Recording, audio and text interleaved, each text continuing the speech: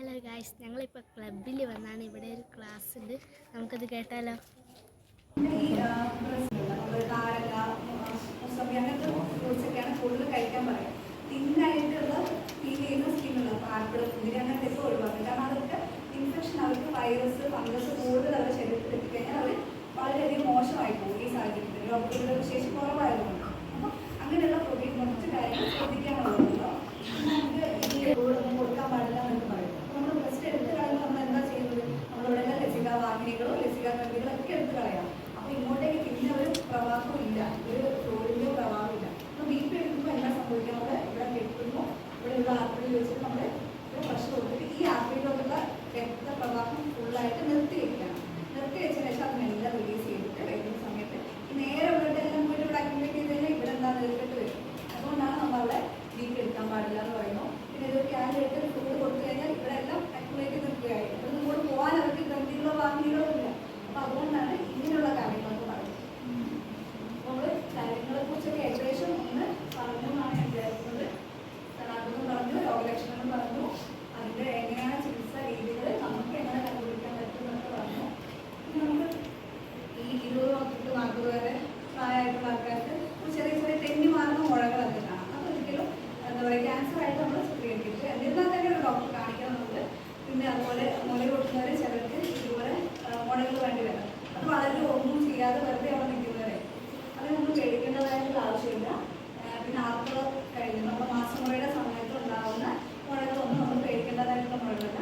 എന്നിരുന്നാലും നമ്മൾ ഡോക്ടറെ കാണിച്ചിട്ട് മാത്രമേ കാര്യങ്ങൾ ചെയ്യാനായിട്ട് പറ്റുള്ളൂ. ഉണ്ടാവില്ല. ഇപ്പോൾ ഈ ഉള്ള സാധനങ്ങളൊക്കെ ഇതൊക്കെ ബ്ലോക്കായിട്ട് ഇരിക്കല്ലേ. അപ്പോൾ ഇമ്മ്യൂണിറ്റി പവർ ഇല്ലാത്ത അവരെപ്പോഴും അതിൽ ആളുകളുടെ ഇടയിൽ പോകാൻ പാടില്ല. മാസ്ക് റേഡിയേഷൻ ചെയ്യുമ്പോൾ അവിടെ നമുക്കൊരു മിഷൻ ഉണ്ടാവും. ആ മിഷനിൽ ഓവർ ചെയ്തിരിക്കുന്ന വാക്കുകൾ എവിടെയാണോ സൈഡിൽ അവിടെ മാത്രമേ അവരെ എക്സ്പോസ് ചെയ്യാം. പുറത്തേക്ക് കാണിക്കും. അത് മിഷനിൽ തന്നെ അതിൻ്റെ സാധനം നമ്മൾ ഈ റേഡിയേഷൻ അടിക്കുമ്പോൾ എന്താ സംഭവിക്കുന്നത്? ക്യാൻസറിന് പുറമെ നമ്മുടെ നോർമൽ സെല്ലുകളെ നശിപ്പിക്കില്ല. അപ്പോൾ നമുക്ക് മാക്സിമം ഈ ക്യാൻസറിന് മാത്രം അടിച്ചാൽ മതിയല്ലോ. അപ്പോൾ ബാക്കിയുള്ള സ്ഥലങ്ങളെ പ്രൊട്ടക്ട് ചെയ്യാൻ വേണ്ടിയിട്ടാണ് നമ്മൾ അങ്ങനെ ചെയ്യുന്നത്.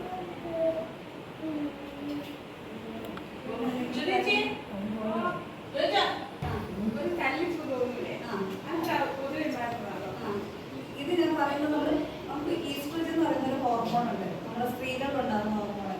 അത് കൂടുതലായിട്ട് ഉണ്ടാകപ്പെടുന്നുണ്ടെങ്കിൽ, അല്ലെങ്കിൽ ഈ പ്രൊലാക്റ്റിൻ പറഞ്ഞ ഹോർമോൺ ഉണ്ട്, ഇതൊക്കെ കൂടുതലായിട്ട് ഉണ്ടാകപ്പെടുന്നുണ്ടെങ്കിൽ ഇതുപോലെ കല്ലിപ്പുകൾ സാധാരണ സ്ത്രീകളിൽ വരാം.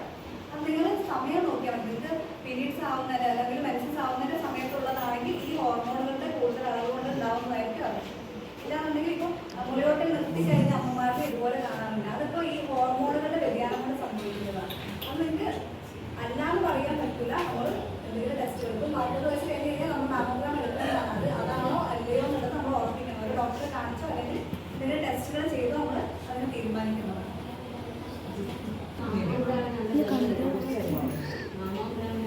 നമുക്ക് എന്തൊക്കെയോ അറിയാവുന്നതായി നമുക്ക് പുറത്തോട്ട് ഇറങ്ങി ചെന്നാൽ നമുക്ക് അവിടെ എങ്ങനെ ട്രീറ്റ് ചെയ്യണം എന്നൊക്കെ ഏകദേശം ഒരു ഐഡിയ കിട്ടുന്നില്ല.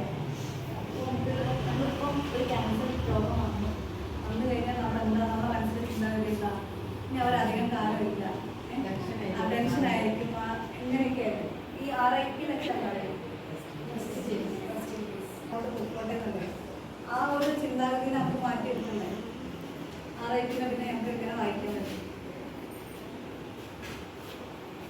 ഒന്ന് തിരിച്ച് വായിക്കണം. നമ്മുടെ സമൂഹം അങ്ങനെയുള്ളതായിട്ട് മാറണം. മായേക്കാം, തിരിച്ചു വരവ് നമുക്ക് സാധ്യമായേക്കാം. കുറച്ചും കൂടെ ഒന്ന് ശരിയാക്കണം, സാധ്യമാക്കണ്ടേ? ഇപ്പം എന്താക്കണം, ഇപ്പിനെ നമ്മൾ മാറ്റിക്കൂടെ? ഇപ്പിനെ മാറ്റിയിട്ട് അത് റിട്ടേൺ ഈസ് പോസിബിൾ ആക്കണം. തിരിച്ചു വരവ് നമുക്ക് സാധ്യമാണ്. എങ്ങനെ സാധ്യമാണ്? നമുക്ക് അതിനെക്കുറിച്ച് അവബോധമുണ്ട്, നമുക്ക് അതിനെക്കുറിച്ച് അറിയാം, നമ്മളത് ചെയ്തു നോക്കുക, കാര്യങ്ങൾ ചെയ്യാം. ചികിത്സ തരുന്നവർക്ക് സപ്പോർട്ടായിട്ട് നമ്മൾ എന്നും കൂടുന്നു. അങ്ങനെയാകുമ്പോൾ നമുക്ക് റിട്ടേൺ ഈസ് പോസിബിളാണ്. എല്ലാവർക്കും റിട്ടേൺ ഈസ് പോസിബിളാണ്. ഞാൻ പൊതുവെ അടുത്ത് ഹോസ്പിറ്റലിനകത്ത് ആർക്കെങ്കിലും കാര്യങ്ങൾ പങ്കെടുക്കുന്നുണ്ടെന്നല്ലാതെ പുറത്ത് വന്നിട്ടുള്ള എൻ്റെ ആദ്യത്തെ ക്ലാസ്സാണ്.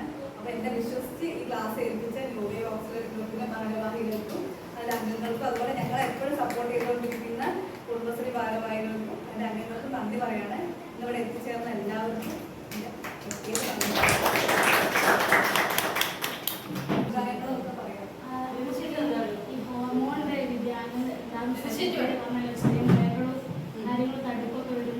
ഒരു ബ്രസ്റ്റിന് മാത്രമേ വരുന്നത്, 2 ബ്രസ്റ്റിന് വരും. അത് ഹോർമോണുകൾ എങ്ങനെ വിടുന്നുള്ളതനുസരിച്ച് ഒരു ഈസ്ട്രോജൻ എന്ന് പറയുന്ന ഒരു ഹോർമോണ് നമുക്ക് ഈ ചിലർക്ക് ഈ ഫാറ്റി ലിവർ എന്ന് പറയുന്ന സാധനം ഉണ്ടാകുന്നത്. അപ്പോൾ ഈ കൊഴുപ്പുകൾ നമ്മുടെ ലിവറിൽ അടിയുന്നതാണ് ഫാറ്റി ലിവർ എന്ന് പറയുന്നത്.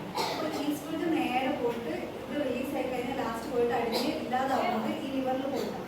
അപ്പോൾ ലിവറിൽ പോയിട്ട് കരിഞ്ഞ് പോകുമ്പോൾ ഇവിടെ ബ്ലോക്ക് ആയിരിക്കുമ്പോൾ അവർ തിരിച്ച് അങ്ങോട്ടേക്കെല്ലാം നിൽക്കേണ്ടി വരും.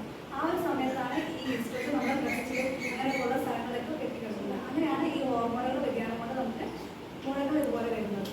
അത് ചിലപ്പോൾ ക്യാൻസറിന് സാധ്യമായിരുന്നു. കാരണം ഇവിടെ ഒരു ക്യാൻസറിന് എന്തുണ്ട്, ഈ ഈസ്ട്രോജൻ കൂടി ചിലപ്പോൾ അത് വീണ്ടും കൂടി അത് ഈസ്ട്രോജൻ പറയുന്നത് വീണ്ടും വിഭജിക്കാൻ വളരെയധികം സാധ്യതയുള്ള ഒരു ഹോർമോണാണ്.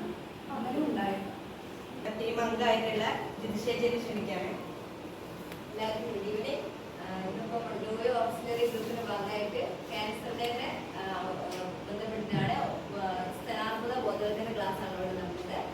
ഇത് ഇവിടെ സ്വാഗതം പറഞ്ഞ ശംസുലത, അതുപോലെ ഡോയോ ഓക്സിലറിയിലെ എല്ലാ അംഗങ്ങളും നമ്മുടെ ക്ലാസ് എടുത്ത് ശിരസി നന്നായിട്ടൊരു ക്ലാസ് എടുത്തു അല്ലേ? നല്ല ക്ലാസ് ആയിരുന്നു. നമുക്ക് എല്ലാ സംശയങ്ങളും ഇതിലൂടെ മാറ്റാൻ പറ്റി. കുറേയൊക്കെ നമ്മുടെ അതിന് ബന്ധപ്പെട്ട കാര്യങ്ങളല്ല, നമുക്ക് ഒരുപാട് സംശയങ്ങളൊക്കെ മാറ്റാൻ പറ്റിയ ക്ലാസ് ആയിരുന്നു. ഷിൻസിക്ക് പ്രത്യേകം നന്ദി പറയാണ്. പിന്നെ എല്ലാവർക്കും ഇവിടെ എത്തിച്ചേർന്ന എല്ലാ തിരക്കുകളുടെയിലും ഇവിടെ എത്തിച്ചേർന്ന എല്ലാവർക്കും നന്ദി പറയാണ്. ഞാൻ എൻ്റെ പേരിലും ഡോയോ ഓക്സിലറി ഗ്രൂപ്പിന്റെ പേരിലും നന്ദി പറയുന്നു. Thank you. ഇത്രയുള്ള ഇന്നത്തെ വീഡിയോ. അടുത്ത video Yeah, maybe. Bye. Good.